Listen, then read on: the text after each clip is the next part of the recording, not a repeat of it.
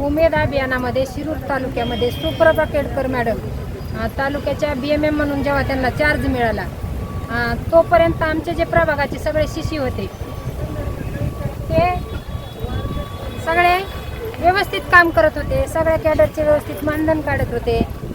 आणि सुप्रभा केडकर आल्या आणि त्यांनी एकदम आमच्या शिष्येचा असा धडा गिरवून घेतला की प्रभाग संघातून कैसे पैसे खाता येते।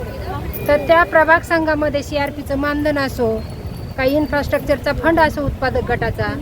तो कसा पैसे काढून खाता येईल याच्यावरच लक्ष केंद्रित केलं, कुठल्याही कामावर लक्ष केंद्रित केलं नाही आणि त्याप्रमाणे सगळ्या प्रभागातून त्यांनी पैसे खाल्ले। आमच्या प्रभागातून त्यांना पैसे मिळाले नाही, पण पैसे न काढून दिल्यामुळे त्यांनी एवढा मानसिक त्रास दिला प्रभाग संघातील सर्व आम्हा कॅडरला की तो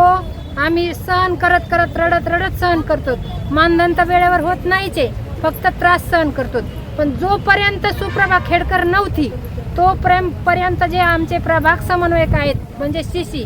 हे सगळे व्यवस्थित आमच्या संघ प्रेमाने वागायचे, काही माहिती विचारले सांगायचे। पण सुप्रभा केडकर एकमेव व्यक्ती अशी आहे की आमच्या प्रभागामध्ये की 50 लिटर दूध चांगलं स्वच्छ होतं आणि हिने दही आणून टाकून सगळा आमचा तालुका नासून टाकलाय। त्या बाईचं निलंबन व्हावा एवढीच आमची अपेक्षा आहे। आणि संगीता देवी पाटील ज्या आमच्या प्रकल्प संचालक मॅडम आहेत, तर त्यांच्याकडे माझी कळकळीची विनंती आहे की आमच्याकडं गरीब महिलाकडे त्यांनी बघावं, सत्सद विवेक बुद्धीनं प्रेमळ बुद्धीनं आमच्याकडे बघावं आणि आम्हाला आमच्या तालुक्याला आणि ह्या गरीब महिलांना ज्या की 6,000 4,000 मानधनाव काम करतात, त्यांचे लेकरं बाळ लहान आहेत, यांचे उपजीविकेचे साधन उभं करण्यासाठी ह्या काम करतात आपल्या आपल्या गावातल्या महिलांचे, त्या महिलांना